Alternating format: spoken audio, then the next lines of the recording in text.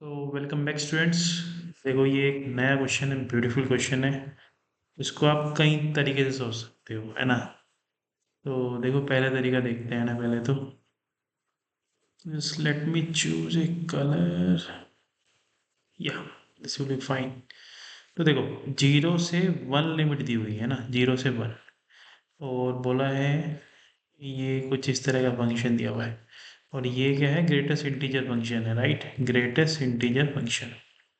अब अगर किसी को ग्रेटेस्ट इंटीजर फंक्शन पता है तो आपको पता है कि 1.2 की वैल्यू 1 होती है और 0.5 की वैल्यू 0 होती है, राइट। यानी कि अगर 0 से 1 के बीच में कोई भी वैल्यू मैं यहाँ पुट करूँगा, 0 से 1 के बीच में, बीच बीच में कह रहा हूँ मैं, 0 से 1 के बीच में कोई वैल्यू, तो उसका आंसर 0 आता है, राइट। तो सिंपल सी बात है, जब x 0 से 1 के बीच में, देखो यहाँ पे जो लिमिट लगी होती है ना, ये x को रिप्रेजेंट करती है कि x 0 से 1 के बीच में है। जब x 0 से 1 के बीच में, तो ग्रेटेस्ट इंटीजर फंक्शन का आउटपुट क्या आएगा? 0 आएगा। तो बस हो गया क्वेश्चन। तो 0 से 1 में ये तो x ही रहा, ये 0 हो गया, राइट। तो अल्टीमेटली ये जो क्वेश्चन ट्रांसफॉर्मेशन हो गया इस क्वेश्चन का, वो ये हो गया।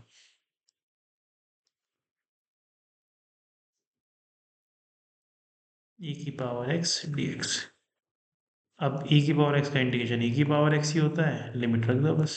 0 से 1, तो e की पावर 1 माइनस e की पावर 0, e-1, यही आंसर है। अच्छा, एक तरीका हो तो ये हो गया इसको सोचने का। एक और तरीका है। एक और तरीका क्या है कि इंटीग्रेशन 0 से 1 है, e की पावर x, e की power greatest integer function dx। एक तरीका ये है इसको सोचने का कि मैंने इसको ऐसे लिख दिया। अब अगर किसी को पता है कि ग्रेटेस्ट इंटीजर फंक्शन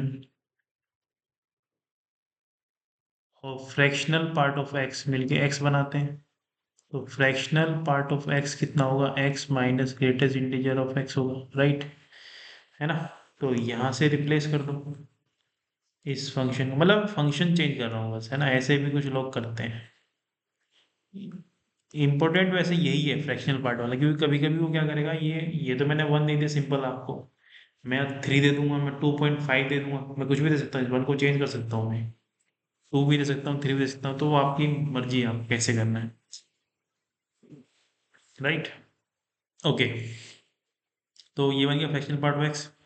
अब अगर किसी को फ्रैक्शनल पार्ट ऑफ एक्स का ग्राफ पता है, तो वो ऐसा होता है 0 से 1 के बीच में, 0 से 1 के बीच में, फिर ऐसे चलता रहता है, ठीक है ना, ऐसे चलता रहता है,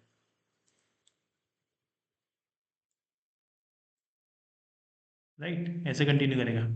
तो ये y इजिकल टू एक्स होता है और ये y इजिकल टू x-1 होता है। इतने डिटेल में जाने की जरूरत नहीं है, हमें तो इतना ही कंसिडर करना है, इतना नहीं आता सीबीएसई में। तो 0 से 1 के बीच में अगर कोई नंबर है, डेट इज फ्रैक्शन, यार सिंपल सी बात है, x अगर 0 से 1 के बीच में है, बाउंड्री वैल्यू से कोई मतलब नहीं होता है जब इंटीग्रेशन की बात करें, मैं आपको बता चुका हूँ कई बार। यहाँ पे इक्वलिटी भी होल्ड करोगे तो इससे इसके आंसर पे कोई फर्क नहीं पड़ेगा।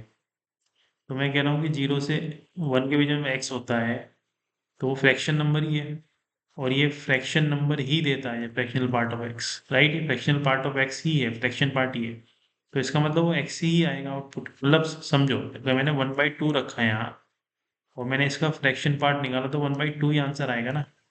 तो मैंने 1/3 रखा, तो 1/3 आएगा। तो x जब 0 से 1 के बीच में है, तो वो आउटपुट सेम देगा, तो x x ही देगा। ये मैं आपको समझाना चाह रहा हूँ। तो यहाँ से मैं ये कर सकता हूँ कि मैं इस फ्रैक्शनल पार्ट ऑफ x को हटा सकता हूँ 0 से 1 के बीच में होने से, x के, इसलिए हटा सकता हूँ। बस फिर इंटीग्रेशन कर दो, वही आ जाएगा e की पावर x 0 से 1 e-1 आंसर। तो ये दो तरीके से मैंने आपको बता दिया, कैसे भी आप कर लो, आपकी मर्जी है, it's up to you now. Thank you, मिलते हैं नेक्स्ट वीडियो में।